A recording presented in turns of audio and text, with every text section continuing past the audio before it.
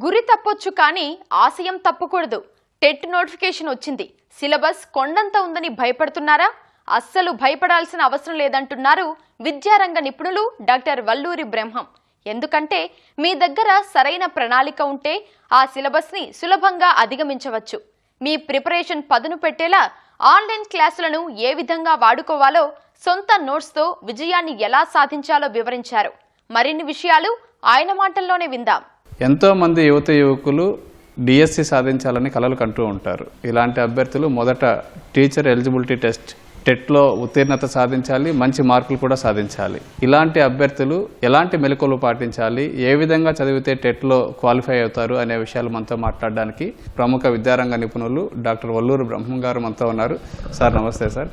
TET పేపర్లను చూస్తే గతంతో కంటే ఇప్పుడు బాగా మార్పు వచ్చింది. ఈ అప్లికేషన్ ఓరియంటేషన్ విధానం అమలు అవుతూ ఉంది. ఈ మార్పును అంటే బట్టి పట్టిన వారితో పోలిస్తే ఈ కాన్సెప్ట్ను అర్థం చేసుకున్న వారు విజయం సాధిస్తున్నారు. ఈ మార్పును అభ్యర్థులు ఎట్లా అర్థం చేసుకోవాల్సి ఉంటుంది? టీచర్ ఎలిజిబిలిటీ టెస్ట్ అనేటువంటిది సర్వసాధారణంగా సిలబస్ అనేటువంటిది తొలి 2011 నుంచి కూడా ప్రమాణాలతో కూడినటువంటి సిలబస్ను రూపొందించడం జరిగింది. 2011 నుంచి కూడా టెట్లో ఉండేటువంటి ప్రశ్నలన్నీ కూడా ఎక్కువ భాగము అప్లికేషన్తో పాటు అంతకు ముందు వచ్చేటువంటి పార్ట్స్ ఇంకా అంటే మామూలుగా మెథడాలజీలో ఉన్నాయి. మనకు నాలెడ్జ్ ఉండాలి, అండర్స్టాండింగ్ ఉండాలి, అప్లికేషను, తర్వాత స్కిల్.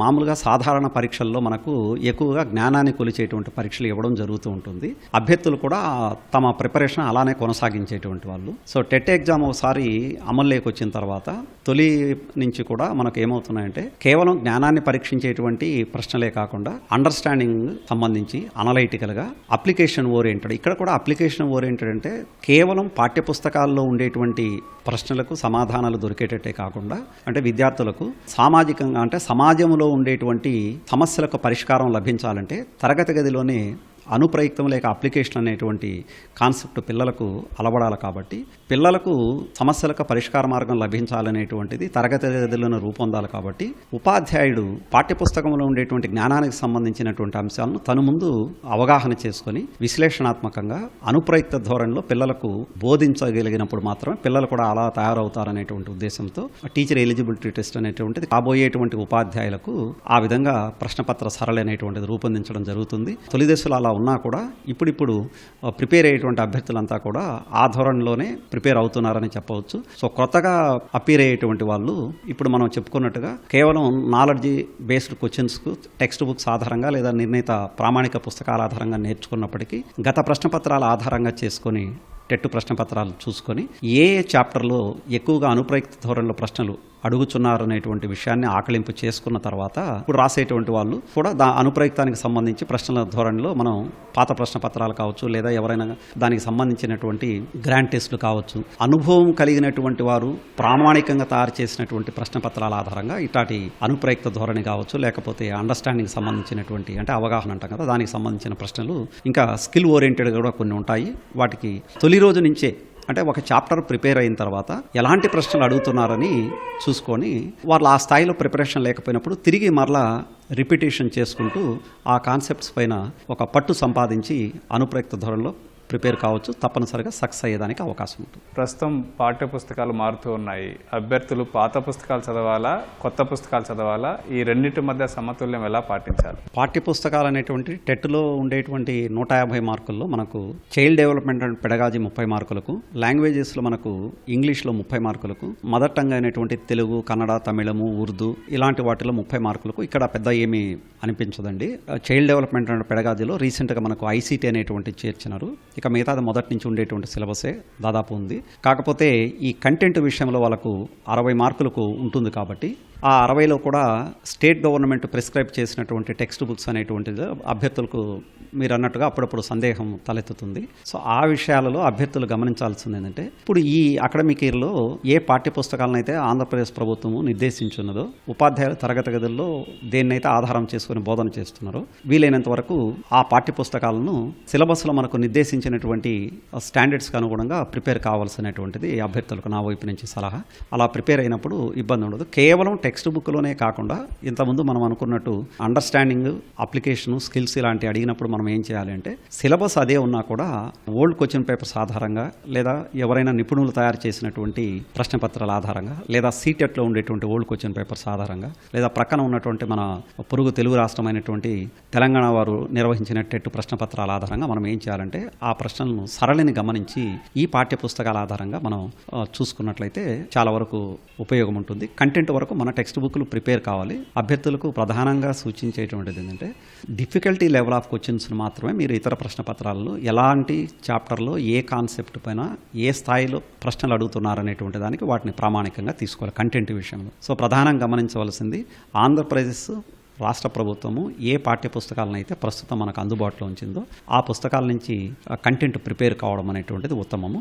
లాంగ్వేజ్ మెథడాలజీ విషయంలో అభ్యర్థులు చేసే అతిపెద్ద మిస్టేక్స్ ఏంటి? లాంగ్వేజెస్లో మెథడాలజీ అనేటువంటిది వాళ్ళు ప్రధానంగా ఏం చేయాలంటే అకాడమీ పుస్తకాలను ప్రధానంగా చదవవలసి ఉంటుంది.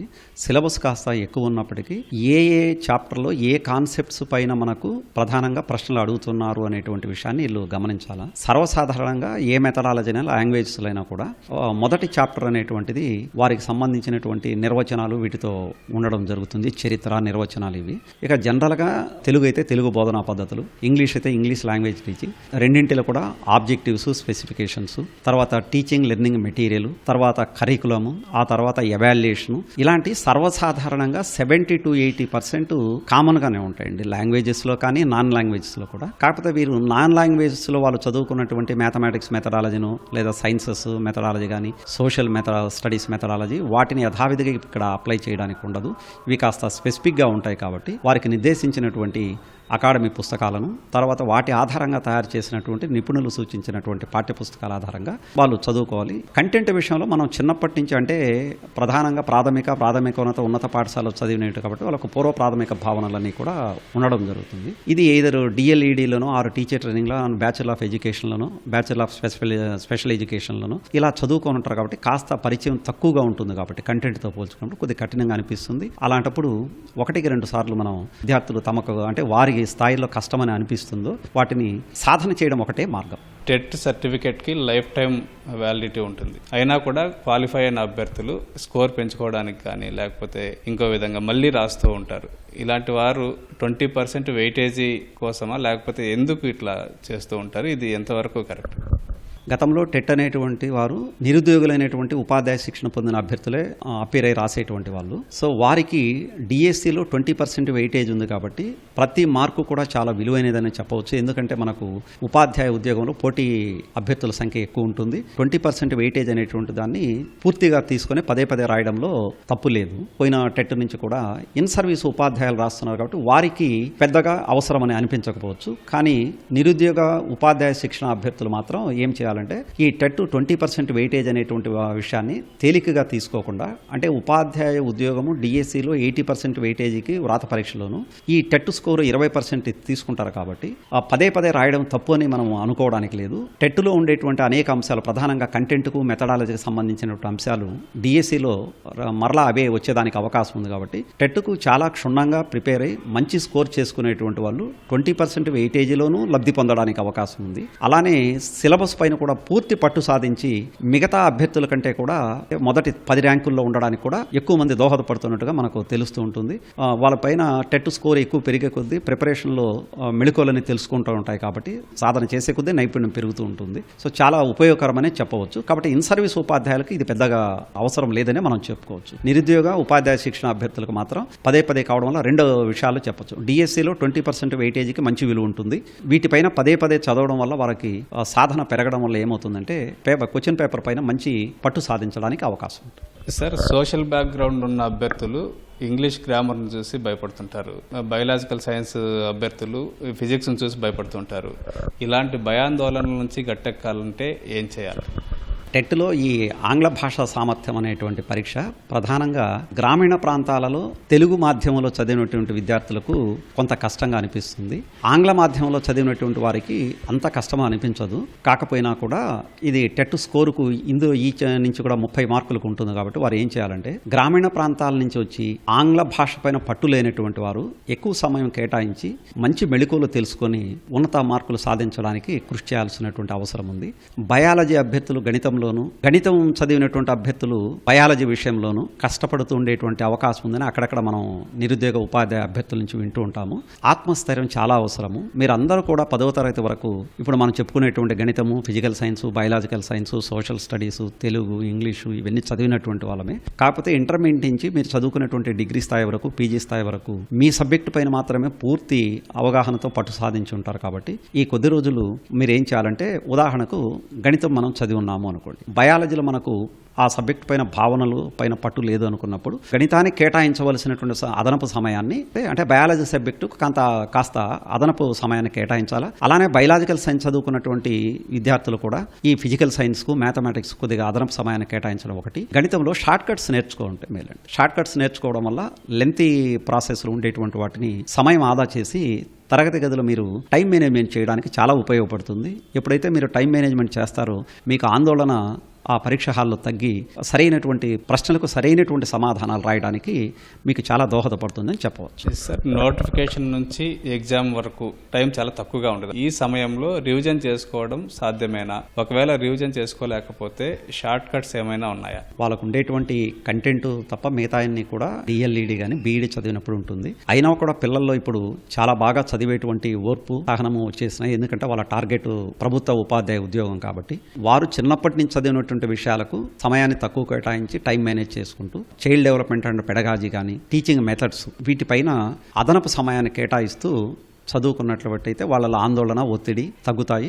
నేర్చుకున్నటువంటి అంశాలు కూడా ఉంటాయి. విద్యార్థులు అనుకుంటే ఇది కష్టమైతే కాదండి. ఎందుకంటే మనకు బ్రెయిన్కు మనం ట్రైనింగ్ ఇచ్చే కొద్దీ అంశాలు మెదడులో గుర్తుండడానికి అవకాశం. నేను ఈ తక్కువ సమయం సరే మంచిగా చదువుతాను, నేను నేర్చుకున్నట్టు జ్ఞాపకం ఉంటాయి అని అనుకుంటూ ఉండి దానికి తగినట్టుగా సాధన చేస్తే మాత్రం ఉన్న సమయంలో చాలా మంది అద్భుత ఫలితాలు సాధించినటువంటి వాళ్ళు ఉన్నారు. Time management important. అనవసరమైనటువంటి విషయాలను చదివి నేను ఎక్కువసేపు చదివినా నాకు పడటం లేదు అని అనుకోకుండా ఇతరుల మార్గదర్శకత్వాన్ని, అది శిక్షణ కావచ్చు, లేకపోతే యూట్యూబ్లో కావచ్చు, లేదా ఫ్రెండ్స్ కావచ్చు, మార్గదర్శకులైనటువంటి గురువుల ద్వారా కానీ ఎవరి మనకు అందుబాటులో ఉంటే వారి ద్వారా సలహాలు, సూచనలు తీసుకొని, అంటే సరైన మార్గదర్శకత్వం తీసుకొని టైం మేనేజ్మెంట్ చేసుకుంటూ ఓన్లీ ఇంపార్టెంట్ కాన్సెప్ట్స్ చదువుకుంటూ క్లాస్ రూమ్లో చెప్పిన తర్వాత మనకు old question papers, model question papers తీసేస్తే సాధన చేస్తే తప్పనిసరిగా అద్భుతమైన ఫలితాలను సాధించడానికి అవకాశం ఉందని చెప్పుకోవచ్చు. సార్, కొంతమంది అభ్యర్థులు మొదటిసారి అప్లై చేశారు, మరి కొంతమంది 2-3 సార్లు రాసిన వాళ్ళు ఉన్నారు, వాళ్ళు మళ్ళీ ప్రిపేర్ అవుతూ ఉన్నారు. ఈ ఇద్దరికి వేరువేరుగా మీరు ఇచ్చే సలహాలు ఏంటి? రచించుకున్నటువంటి స్ట్రాటజీస్, వ్యూహాలను బట్టి, ప్రిపరేషన్ అయ్యేటువంటి ప్రణాళికను బట్టి, వారి సన్నద్ధతను బట్టి, వారు టైం మేనేజ్మెంట్ చేసుకునే దాన్ని బట్టి, అన్నిటికంటే ప్రధానమైనది సాధన, పునశ్చరణ. పదే రాయడం వల్ల వారు చేసేటువంటి తప్పులకు ఎప్పటికప్పుడు వాళ్ళు ఏం చేయాలంటే తిరిగి రెమిడియల్ లెర్నింగ్ ఉండాలండి. ఎందులో మనం తప్పు చేస్తున్నాము, అక్కడ ప్రాథమిక భావనలో లోపం ఉందా, అవగాహన స్థాయిలో లోపం ఉందా, అనుప్రయుక్త ప్రశ్నలలో మనం తప్పు చేస్తున్నామా, లేదా స్కిల్ ఓరియంటెడ్గా ఉండేటువంటి ప్రశ్నలకు తప్పు చేస్తున్నామా, అసలు ఆ విషయం పైన నాలెడ్జే మనకు లేదా, అంటే వెరీ బిగినింగ్ స్టేజ్లో టెక్స్ట్ బుక్ బేస్డ్ క్వశ్చన్స్లో కూడా నాలెడ్జ్ లేకపోతే అప్పుడు ఏం చేయాలంటే ఏ స్థాయి నుంచి మనం వెనుకబడి ఉన్నాం అనేటువంటి విషయాన్ని వారు గుర్తుపెట్టుకొని నాలెడ్జ్ బేస్డ్ కావాలన్నా, అండర్స్టాండింగ్లో తప్పు చేస్తున్నామా, అప్లికేషన్ టైప్ క్వశ్చన్స్లో తప్పు చేస్తున్నామా. ఇక్కడ ఒకటి మనం చెప్పుకోవాల్సింది ఏంటంటే చదవడం వేరు, నేర్చుకోవడం వేరు. ప్రశ్నలకు కరెక్ట్గా సమాధానం రాయాలంటే ఆ భావనలపైన పూర్తి పట్టు సాధించే విధంగా మనం అభ్యసనము, మళ్ళా అభ్యసనము, ఇలా పునరభ్యసనం, రీలెర్నింగ్ చేసినట్లయితే తప్పనిసరిగా సాధన ఉంటుంది. అయితే ఎలాంటి ప్రశ్నలు ఈ కాన్సెప్ట్స్ పైన ఈ చాప్టర్ నుంచి అడుగుతున్నారు అనేటువంటి దానికి ఓల్డ్ క్వశ్చన్ పేపర్స్ చాలా ఉపయోగపడతాయి. అలా చేసినట్లయితే మాత్రం ఫ్రెష్గా వచ్చినటువంటి నిరుద్యోగ ఉపాధ్యాయులైన అభ్యర్థులైనా, లేదా గతంలో 2-3 సార్లు రాసినటువంటి అభ్యర్థులై ఉంటారు. టెట్ స్కోర్ పెంచుకోవడానికి మరలా రాసేవాళ్ళు చాలా తక్కువగా ఉంటారు. టెట్ను క్లియర్ చేయడానికి ఎక్కువగా పోటీ పడుతూ ఉంటారు. కాబట్టి సీనియర్లను చూసి జూనియర్లు భయపడాల్సిన అవసరం లేదనేటువంటిది నా సలహా. టెట్ క్లియర్ చేయడానికే కొంతమంది చేస్తారు. అలా కాకుండా లాంగ్ రన్లో డిఎస్సి కూడా సాధించాలన్న ఉద్దేశంతో చదివితే బాగుంటుంది. దీన్ని సాధించాలంటే ఏం చేయాల్సి ఉంటుంది? టెట్లో ఉండేటువంటిది క్లియర్ చేస్తేనే డిఎస్సికి అర్హత. కాబట్టి గతంలోలా కాకుండా డిఎడ్ బిఎడ్ అయితే నేరుగా రాసేటువంటి అవకాశం లేదు. కాబట్టి టెట్ ఎవరైతే క్లియర్ చేస్తారో వాళ్ళు డిఎస్సికి అప్పీల్ కావాలా అనేటువంటిది మనం తెలుసుకుంటాం. టెట్లో రాసినటువంటి చాలా వరకు అంశాలు ప్రధానంగా కంటెంట్ మెథడాలజీ అనేటువంటిది డిఎస్సిలో కూడా ఉపయోగపడుతుంది. టెట్ను బాగా చదివి క్లియర్ చేసిన తర్వాత అంతటితో ఆగకుండా ప్రధానంగా కంటెంట్ మెథడాలజీ పైన చేసుకుంటూ మరలా డిఎస్సిలో అదనంగా ఉండేటువంటి general knowledge, current affairs, perspectives education ఇలాంటివి కానీ ప్రిపేర్ అయినట్లయితే చాలా ఉపయోగపడుతుంది. టెట్ అయిపోయి క్లియర్ చేసిన తర్వాత కూడా భవిష్యత్తులో ప్రభుత్వ ఉపాధ్యాయ ఉద్యోగం సాధించాలని మీకు బలమైనటువంటి కోరిక ఉండేటువంటి వాళ్ళంతా కంటెంట్ను, మెథడాలజీని చదువుకుంటూ రోజు దినపత్రికల్లో వచ్చేటువంటి కరెంట్ అఫైర్స్ను చదువుకుంటూ అవే భవిష్యత్తులో మనకు జీకేగా ఉపయోగపడతాయి. డిప్లొమా ఇన్ ఎలిమెంటరీ ఎడ్యుకేషన్లను, బ్యాచులర్ ఆఫ్ ఎడ్యుకేషన్లను ఆర్ స్పెషల్ ఎడ్యుకేషన్లను చదువుకున్నటువంటి లేదా నేర్చుకున్నటువంటి పర్స్పెక్టివ్స్ ఎడ్యుకేషన్ అనేటువంటిది కూడా అప్పుడప్పుడు మీరు ప్రిపేర్ అవుతూ ఉంటే చాలా ఉపయోగం. తక్కువ కృషితో ఎక్కువ ఫలితాలు పొందడానికి అవకాశం ఉంటుంది అనేటువంటిది నా సూచన. సార్, కొంతమంది అభ్యర్థులు సబ్జెక్ట్ అంతా చదివేస్తారు. చదివేసిన తర్వాత పరీక్ష దగ్గరకు వచ్చే సమయంలో మేమంతా మర్చిపోతామన్న భయంతో ఉంటారు. ఇలాంటి వారికి మీరు ఎట్లాంటి సూచనలు ఇస్తారు? మీరు మొట్టమొదట నేను సాధిస్తాను, ఉన్నటువంటి పరీక్షల్లో నాకు కూడా అందరిలాంటి మంచి అవకాశం ఉంటుందనేటువంటి ఒక మంచి ఆత్మస్థైర్యం అవసరం. ఇంకోటి, పరీక్ష హాలలో అది టెట్ అయినా డిఎస్సి అయినా ఇతర పోటీ పరీక్షలైనా సరే ప్రశాంతంగా పరీక్షకు వెళ్ళేటువంటిది నేర్చుకోవాలి. ప్రశ్నపత్రం చూస్తానే ఆందోళన చెంది ఒత్తిడి గురి కావాల్సినటువంటి అవసరం లేదు. ఎందుకంటే అందరూ కూడా మీలాగా ప్రిపేర్ అయ్యి వచ్చినటువంటి వాళ్ళు ఉంటారు, లేదా అతి కొద్ది శాతం మంది చాలా హై లెవెల్ ప్రిపరేషన్ ఉంటుంది. ఎప్పుడైతే మీరు క్వశ్చన్ పేపర్ను చూసిన తర్వాత నిరాశ చెందడమో, ఆందోళన చెందడమో, ఒక విధమైనటువంటి భయానికి లోనైనప్పుడు ఏమవుతుందంటే మన మెదడు కూడా సరిగా ప్రతిస్పందించదు. కాబట్టి దయచేసి పరీక్షకు హాజరయ్యేటువంటి టెట్ కానీ డిఎస్సి కానీ ఇలా హాజరయ్యేటంటే పరీక్షా హాలుకు ప్రశాంతంగా వెళ్ళండి. మీరు నేర్చుకునేటి తప్పనిసరిగా వస్తాయి, మంచిగా ప్రశ్నలకు సమాధానం రాస్తాను అనేటువంటి విషయాన్ని మీరు బ్రెయిన్కు మీరు మొట్టమొదట ట్రైన్ చాలా అవసరం. ఇది ఒకవేళ ప్రశ్నపత్రం చాలా కఠినంగా వచ్చినా కూడా మీరు గాబరాపడడం, నిరాశ చెంది ఉన్నటువంటి ఎగ్జామ్ హాల్లో ఉండేటువంటి ఆ సమయం అనేటువంటి చాలా విలువైనటువంటిది. ఇది కరెక్ట్ కాదు, ఇది కరెక్ట్ కాదు, ఇది కరెక్ట్ అయి ఉంటుంది అని గెచ్చేసి రాసినా కూడా మీకు ఉత్తమ ఫలితాలు వచ్చేదానికి అవకాశం ఉంది. మరొకటి చెప్పుకోవాల్సింది ఏంటంటే ఇందులో నెగిటివ్ మార్కు లేదు కాబట్టి అనుకూలమైనటువంటి అంశం అది. కాబట్టి గెచ్చేసి రాయడం కూడా చాలా మంచిది. అదే నెగిటివ్ మార్కు ఉంటే మనం గెచ్చేయడానికి అవకాశాలు తక్కువగా ఉంటాయి. కాబట్టి దయచేసి అభ్యర్థులంతా కూడా పరీక్షకు ముందు రోజు కానీ వారం రోజులు అన్నారు కదా, వారం రోజులు కూడా మీరు చదువుకోవచ్చు.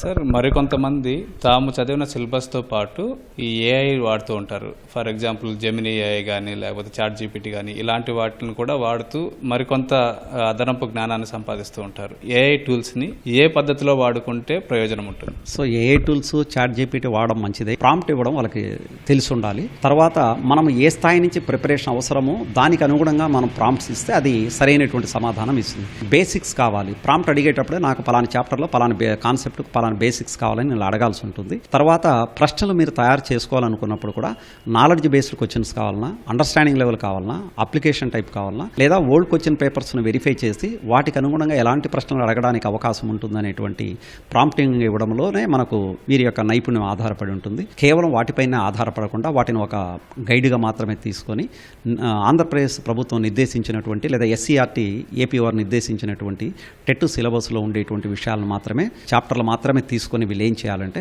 వాటికి అనుగుణంగా మాత్రమే ప్రిపరేషన్ కావాల్సి ఉంటుంది. వాడవచ్చు, ఏఐని కానీ చాట్ జీపీటీని వాడవచ్చు. స్వీయ ప్రిపరేషన్ కొనసాగించి ఉత్తమ ఫలితాలు పొందాలనేటువంటిది నా సూచన. ఈ ఆన్లైన్ క్లాసులు అటెండ్ అవుతూ ఉంటారు. దీంట్లో యాక్టివ్ లెర్నింగ్ ఉంటుంది, ప్యాసివ్ లెర్నింగ్ ఉంటుంది. వీటి మధ్య చాలా డిఫరెన్స్ కూడా ఉంటుంది. ఓన్లీ స్క్రీన్ చూస్తూ ఉండిపోవడం అవసరమా, లేకపోతే స్క్రీన్ చూస్తూ నోట్స్ ప్రిపరేషన్ చేసుకోవడం అవసరమా? ఇది ఎట్లా చేసుకోవాల్సి ఉంటుంది? ఆన్లైన్ క్లాసెస్ వచ్చిన తర్వాత మీరు చెప్పినట్టు యాక్టివ్ కంటే కూడా ప్యాసివ్గానే ఎక్కువగా ఉండడానికి అవకాశం ఉంటుంది అనేటువంటిది ఉంది. కానీ ఆ ప్యాసివ్ లెర్నింగ్నే మనం యాక్టివ్ లెర్నింగ్గా మార్చుకోవడానికి మన చేతల్లోనే ఉంది. అది ఎట్లా అంటే మామూలుగా డెస్క్టాప్ను కానీ లేకపోతే సెల్ ఫోన్ను కానీ వీటిని మనం ఏదైనా ఆ పరికరాన్ని ఉపయోగించేటప్పుడు క్లాస్ రూమ్లో ఉన్నాము అనేటువంటి భావనతో ఉండాలి. ఈవెన్ ఇక్కడే కాదండి, క్లాస్ రూమ్లో కూడా ప్యాసివ్ లెర్నర్స్ ఉంటారు, యాక్టివ్ లెర్నర్స్ ఉంటారు. అందుకే మనం ల్యాబ్కి ఎందుకు పిల్లలను అప్పుడప్పుడు తీసుకెళ్ళాలి అంటే ప్యాసివ్ లెర్నింగ్ని యాక్టివ్ లెర్నింగ్గా మార్చడం కోసమే. వాటిని ఉపయోగించడం తప్పులేదు, కానీ కానీ సరైనటువంటి ఒక నోట్స్ తీసుకొని అన్నీ కాకపోయినా కూడా ప్రధానంగా మనకు ఏవైతే ఉపయోగపడతాయో వాటిని నోట్ చేసుకున్న తర్వాత తిరిగి వదిలేయకూడదు. వాటిని మరలా కూడా మనం ఏం చేస్తూ ఉండాలంటే పునరభ్యసనం చేస్తూ ఉండాలి. మనం ఎంత రిక్యాప్చులేషన్ చేస్తూ మరలా దాన్ని జ్ఞాపకం ఉన్నాయా లేవా అనేది మనమే అంచనా వేసుకుంటూ అసెస్మెంట్ చేసుకుంటూ పూర్తిగా ఆ విషయాలపైన మనం పట్టు సాధించేంత వరకు ఇప్పుడు తయారు చేసుకున్నటువంటి నోట్స్ను మనం చదువుకోవడం ఉత్తమం. దానివల్ల మనకు ఆన్లైన్ క్లాసుల్లో అనుభవజ్ఞులైనటువంటి ఉపాధ్యాయులు లేకపోతే లెక్చరర్స్ మనకు చెప్తారు కాబట్టి మీ సమయం ఆదా కావడానికి అవకాశం ఉంటుంది. మంచి ఫలితాలు సాధించడానికి అవకాశాలు మెండుగా ఉంటాయి. సార్, ఒకేలాంటి అర్థం వచ్చే 2 ఆప్షన్లు ఉన్నప్పుడు సందేహం ఉంటుంది, సమాధానం ఉంటుంది. దేన్ని నమ్మాలి? మీరిచ్చే సలహా ఏంటి సార్? ఉన్నత స్థాయి చదివినటువంటి పిల్లలకు అంటే స్టూడెంట్స్కు ఉద్దేశించింది కాబట్టి ఏదో ప్రాథమిక పాఠశాలను సెకండరీ పాఠశాలలో ఉండే క్వశ్చన్ పేపర్ల లాగా సెలెక్ట్ ద కరెక్ట్ ఆన్సర్ అనేది ఉండదు. Instruction choose most appropriate answer అని ఉంటుంది ఫస్ట్లోనే హింట్. అంటే ఒక ప్రశ్నకి ఇచ్చినటువంటి 4 సమాధానాలు దగ్గర సంబంధం ఉండేవి ఉంటాయి. అందులో మీరు ఇప్పుడు అడిగినట్టుగా 2 చాలా దగ్గరగా సంబంధం ఉంటాయి. ఆ రెండింటిలో ఏది చూజ్ చేసుకోవాలనే దాంట్లోనే చాలా మంది సందేహాన్ని తీర్చుకోలేక ఏదో ఒక సమాధానం పెట్టేటువంటి వాళ్ళు ఎక్కువ మంది ఉండడం వల్ల నేను ఇది అనుకున్నాను, ఇది తప్పు అయిపోయింది అనుకుంటూ ఉంటారు. ఫస్ట్ మీరు ప్రిపేర్ అయ్యేటప్పుడే దానికి సంబంధించి మీరు అంటే ఒకే అర్థం వచ్చేటువంటి ప్రశ్నలు ఉండేటువంటి లేదా వర్డ్స్కి ఏం చేయాలంటే please go through the dictionary. ఏ సందర్భం ఏ కాంటెక్స్లో ఏ ప్రశ్న వాడుతున్నారు అనేటువంటిది ఒకటి ఉంటుంది. కమెన్స్ అనేటి ఉంటుంది, స్టార్ట్ అనేటి ఉంటుంది, బిగిన్ అనే ఉంటుంది. బిగిన్ అన్నా కమెన్స్ అన్నా స్టార్ట్ అన్నా ఒకే విధంగా ఉంటుంది. మనం మరి బిగిన్ ఏ సందర్భంలో వాడతాం, కమెన్స్ అనేటువంటిది ఏ సందర్భంలో వాడతాం, స్టార్ట్ అనేటువంటిది ఏ సందర్భంలో వాడతాం అనేటువంటి సందేహాలు వచ్చినప్పుడు సర్వసాధారణంగా మనం ఏం చేస్తామంటే డిక్షనరీ తీసుకొని యూసేజ్ని చూసుకొని మనం చేస్తాం. దగ్గరగా ఉండేటువంటి ప్రశ్నలకు మనం ఏం చేయాలంటే మోస్ట్ అప్రాప్రియేట్ ఆన్సర్ 2 కరెక్ట్ అయి ఉంటాయి. అందుకే మనకు కీ ఇచ్చినప్పుడు కూడా ఏం చేస్తున్నాం, అందులో నిపుణులైనటువంటి వారిని చూసుకొని అకాడమిక్ టెక్స్ట్ బుక్లు కానీ లేదా రెఫరెన్స్ బుక్లు ఏది ఉంటే అదే మనం చేయడం జరుగుతూ ఉంటుంది. కాబట్టి అర్థం తెలుసుకోండి. ఎక్కువ భాగం అందులో ఏది కరెక్ట్ చూసుకొని మీరు వాడితే సందేహం ఉండదు. మీరు ఆ విషయాలు అలాంటివి వచ్చినప్పుడు పదే చదవడం, సాధన చేయడం, దానివల్ల ఈ సందేహం అనేటువంటిది పరీక్ష హాల్లో రాకుండా ఉండడానికి అవకాశం ఉంటుందనేది నా అభిప్రాయం. చాలా కోచింగ్ సెంటర్లు ఉన్నాయి, టెలిగ్రామ్ ఛానల్స్ ఉన్నాయి. ఇవన్నీ కూడా అభ్యర్థుల భయాన్ని క్యాష్ చేసుకుంటూ ఉంటారు. మీరు ఈ టెస్ట్ రాయకపోతే ఫెయిల్ అవుతారు, లేకపోతే ఈ గ్రాండ్ టెస్ట్ రాయాల్సి ఉంటుంది. ఇట్లా అభ్యర్థుల్ని ఒక మార్కెటింగ్ ట్రాప్ లేక దించుతూ ఉంటారు. ఈ ట్రాప్ నుంచి బయటపడాలంటే అభ్యర్థులు ఏం చేయాల్సి ఉంటుంది? పరీక్షలు రాయకూడదు అని చెప్పము. అది ఆన్లైన్ ఎగ్జామ్ కానీ టెలిగ్రామ్ కానీ పరీక్షలు రాయాలి. కానీ ఏ పరీక్ష అంటే అది ఎవరు తయారు చేసినటువంటి ప్రశ్నలు కాకుండా ప్రామాణికమైనటువంటి పరీక్ష పత్రాలను తయారు చేసినటువంటి అలాంటి వాటిని మనకు వెసులుబాటు ఉండేటువంటి సమయంలో వారానికి ఒకటి రాయడం. గ్రాండ్ టెస్ట్లు అయితే, స్లిప్ టెస్ట్లు కానీ అలాంటివి అయితే నాకు తెలిసి కోచింగ్ సెంటర్లు ఆన్లైన్లో లేకుండా ఒకవేళ ఫ్రీ ఏమైనా ఉంటే కూడా అది రాస్తేనే వస్తుంది అనేటువంటి ఆందోళన నుంచి బయటపడి లిమిటెడ్గా పరీక్షలు రాయడం తప్పు లేదు. స్లిప్ టెస్ట్ అయితే డైలీ రాసిన ఇబ్బంది లేదు. కానీ గ్రాండ్ టెస్ట్ డైలీ రాయడం వల్ల ఏమవుతుందంటే మీకున్నటువంటి అమూల్యమైనటువంటి విలువైనటువంటి సమయం వృధా కావడానికి అవకాశం ఉంది. ఆన్లైన్ పరీక్షలు కానీ మీరు చెప్పిన టెలిగ్రామ్ పరీక్షలు కానీ ఇతరత్రా కూడా పరిమితికి మించి రాయాల్సినటువంటి అవసరం ఉండదు అని నేను అనుకుంటున్నాను. పరీక్షకు ముందు బాగా ప్రిపేర్ అయిన తర్వాత పరీక్షకు ముందు ఒకే వారంలో 2-3 రాయడం కూడా మంచి ఫలితం ఉంటుంది. కేవలం రాసినంత మాత్రాన మీరు ఆశించినటువంటి ప్రయోజనం రాకపోవచ్చు. ఒక గ్రాండ్ టెస్ట్ రాసిన తర్వాత 150 ప్రశ్నల్లో ఉదాహరణకు మీరు ఒక 121 ప్రశ్నలను కరెక్ట్గా రాసి మరో 29 ప్రశ్నలకు సరిగా రాయలేదు అనుకుందాం. ఆ 29 ప్రశ్నల్లో ఎక్కడ చైల్డ్ డెవలప్మెంట్ అండ్ పెడగాజీలో తప్పు రాసినామా, ఇంగ్లీష్ లాంగ్వేజ్లో రాసినామా, తెలుగు లాంగ్వేజ్కి సంబంధించి రాసినామా, లేకపోతే మన కంటెంట్లోనే రాసినామా, మెథడాలజీలో రాసినామని చూసుకొని అందులో కూడా ఏ కాన్సెప్ట్ పైన మనం తప్పు రాసినామా అనేటువంటిది మరలా సరిదిద్దుకొని చదివిన తర్వాత మళ్ళా ప్రిపేర్ అయిన తర్వాత 2వ గ్రాండ్ టెస్ట్కి వెళ్ళాలి. అలా అందులో మళ్ళీ తప్పుల సంఖ్య తగ్గించుకుంటూ మనం ఉత్తమమైన అంటే 150కి మ్యాక్సిమం స్కోర్ చేయడానికి అవకాశం ఉంటుంది. సో అభ్యర్థులు విపరీతంగా ఆన్లైన్ టెస్టులకు టెలిగ్రామ్ టెస్టులకు కావాల్సిన అవసరం లేదు. అలానే పూర్తిగా రాయకుండా ఉండమని కూడా మనము సలహా ఇచ్చేదానికి ఇవ్వకూడదు. నిర్ణీత సమయంలో మీకుండేటువంటి సమయాన్ని బట్టి ఎంచుకోవడంలో తప్పు లేదు. సార్, టెట్ సిలబస్ను విడివిడిగా చదువుతూ ఉంటారు. అలా కాకుండా అన్ని లింక్ చేసుకుంటూ చదవడం సాధ్యమవుతుందా? మీరు ఇచ్చే సలహా ఏంటి? మనం ఖచ్చితంగా ఇదే చేయాలనేటువంటిది లేదు. కంటెంట్ మెథడాలజీకి సంబంధించినప్పుడు లింక్ చేసుకోవడం చదువుకోవడం తప్పు లేదు. ఇంగ్లీషు వ్యాకరణాంశాలకు అంటే గ్రామర్కు, తెలుగు వ్యాకరణాంశాలకు లింక్ చేసుకొని చదువుకోవడంలో కూడా తప్పు లేదు. చైల్డ్ డెవలప్మెంట్ అండ్ పెడగాజీలో దానికి ప్రత్యేకంగా వేరొకటి దాంతో కోరిలేషన్ చేసుకోవడానికి అవకాశం ఉండదు. కాబట్టి ఇప్పుడు చిన్నప్పటి నుంచి అందరూ విద్యార్థి దశ నుంచే మనతో సహా ఇంతవరకు వచ్చి ఉన్నాం కాబట్టి వాళ్ళు చైల్డ్ డెవలప్మెంట్ అండ్ పెడగాజీ చదివేటప్పుడు అలాంటి విషయాలను ఇక్కడ గుర్తుపెట్టుకొని కాస్త లింక్ చేసుకోవడం వల్ల ఇబ్బంది లేదు. కొన్ని కొండ గుర్తులు పెట్టుకోవడం, నిజ జీవితంలో సన్నివేశాలు గుర్తుపెట్టుకోవడం, షార్ట్ కట్స్ గుర్తుపెట్టుకోవడం, ఇవన్నీ కూడా సమయాన్ని ఆదా చేస్తూ తరగతి గదిలో సరైనటువంటి ప్రశ్నలకు సరైనటువంటి సమాధానం జ్ఞాపకం చేసుకోవడంలో దోహదపడుతుంది. స్పష్టత లేకపోయినప్పుడు ఒకదానికొకటి కన్ఫ్యూజ్ అయ్యేదానికి అవకాశం కూడా ఉంటుంది. కాబట్టి లిమిటెడ్గా వారికి చేసుకోవడంలో కొండ గుర్తులు పెట్టుకోవడంలో తప్పులేదు. చివరి పరీక్ష రాసి బయటకు వచ్చి ఫలితం చూసినంత వరకు అదే ప్రేరణతో కొనసాగితే మాత్రం మంచి ఫలితాలు పొందడానికి అవకాశం ఉంటుందనేటువంటిది చెప్పవచ్చు. ధన్యవాదాలు సార్. ఇది డాక్టర్ వల్లూరు బ్రహ్మం గారు చెప్తోంది. కెమెరామెన్ జగదీష్తో శ్యామ్, ఈటీవీ న్యూస్, కడప.